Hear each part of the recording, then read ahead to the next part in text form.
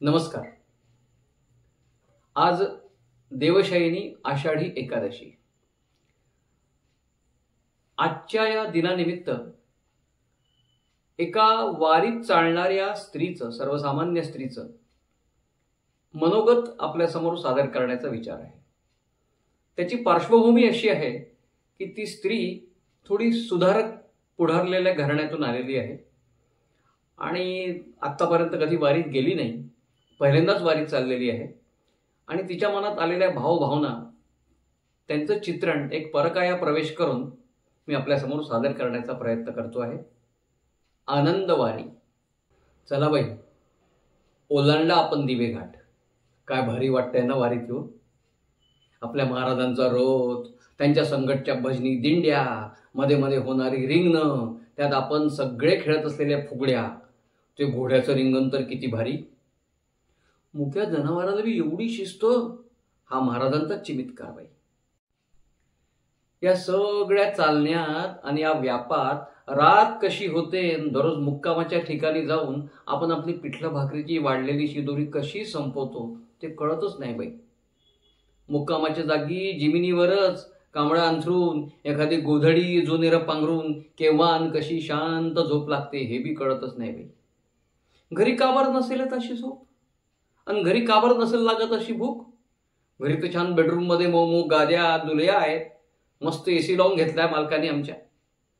घरी छान मळा येतात, ताजा भाजीपाला येतो. मळ्यात राबणारी गडी माणसं आहेत खरी, पण आपल्याला बी त्यांच्या मागे काय कमी बघावं लागतं का? रोज तशी घरात मळ्यात धावपळ होतेच बाई, तरी बी भूक लागतच नाही. इथं मात्र अशी भूक लागते बाई की आणखी भाकरी वाढा म्हणायला लाज वाटते. पण इथं कुणी बी तुमच्याकडं बघत नाही, खाण्याकडे लक्ष देत नाही म्हटल्यावर आपण बी पोटभर जेवतोया. आपल्या आजूबाजूच्या मैत्रिणी बी तशाच जेवतात, मग आपण बी संकोच न करता जेवतो. अशी भूक घरी कधी लागेल बाई? घरी गुदस्साली सून बी आली या. माझं पोरग चांगलं आहे, शेतकी कॉलेजात शिकलं सवरलं आणि घरची शेती मळा चांगलं करतोय की. सून बी शेजारच्याच गावातली, तशी लांबक्या भावकीचीच. गरीबा घरची पोर चांगली आहे, अगदी पोटच्या पोरीसारखं समद करती माझं आणि माझ्या धन्याचं बी. पुण्य लागतं बाई अशा संसाराला. माझं धनी आणि माझे सासू सासरे दोन्ही बी वारकरी. मीच थोड्या सुधारक घरात आले. माझ्या बाला आणि माझ्या आईला बी असं देवाधर्माचं खूप नव्हतं. या घरात मला देताना माझ्या आत्याईनं, माझ्या मावशाईनं मला खूप सांगितलं, बाई वारकरी घरात जाती या, सांभाळून वाग बाई, रूढी परंपरा जमवून घे ग बाई. पण मला तर असं कधीच वेगळं वाटलं नाही या घरात वावरताना. माझी सासू आणि माझे मामांजी कधीच मला रुक्माईशिवाय हाक मारले नाहीत. खूप प्रेम, खूप आदर दिला म्हाताऱ्यानं आणि म्हातारीनं बी. 2 वर्षामागं सासू गेली एकादशीलाच. सकाळी उठून न्हाली धुली आणि म्हाताऱ्याच्या सोबत सकाळी चहा पिता पिता म्हाताऱ्याच्याच अंगावर मान टाकून कशीशीच करू लागली बाई. मग म्हाताऱ्यानं शांतपणे तिच्याकडून रामनाम म्हणून घेतलं. रामनामातच म्हातारीचा श्वास गेला. म्हातारा तशातही आनंदी झाला. 52 वर्षाचा संसार झाला होता, पण म्हाताऱ्यानं आनंदानं निरोप दिला सासूला. भाग्यवान होती बा, भाग्यवान होती बा म्हणत राहिला. म्हातारीला आगीच्या हवाली करताना एकदाच डोळ्यात पाणी तरारलं म्हाताऱ्याच्या, पण नंतर कधी बी नाही. सासू नंतर 2 महिन्यात सासरा बी गेला.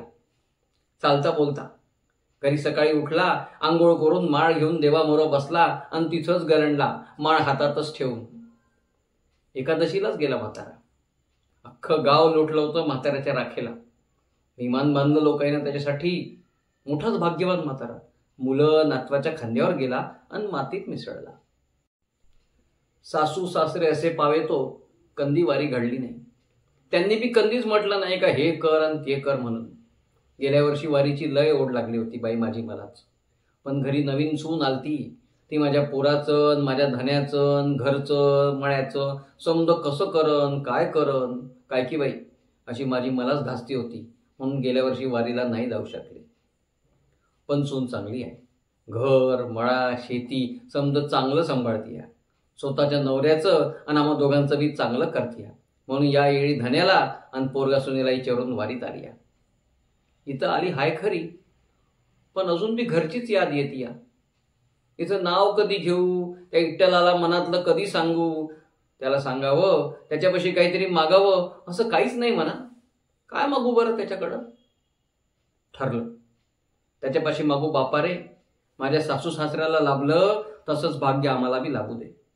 तुझं ध्यान आयुष्यभर ठेव आमच्यात आणि तुझ्यात आमचं बी ध्यान राहू दे. अजून काय मागायचं असतं? वारीत आलो तर मागायचंच असतं का त्याच्याकडं?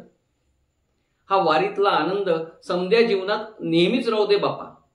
कोणाशी काही देणं नाही घेणं नाही, तुझ्या ओढीनं पावलं पडतायत बस. पायाला काटे बोचतायत, काय चिखल्या पडतायत, काहीच पर्वा नाही. बस तुझं दर्शन, तुझ्या कळसाचं दर्शन झालं की वाटचाल सरली. मग चाललेल्या वाटेचा हिशोब कुणी ठेवायचा?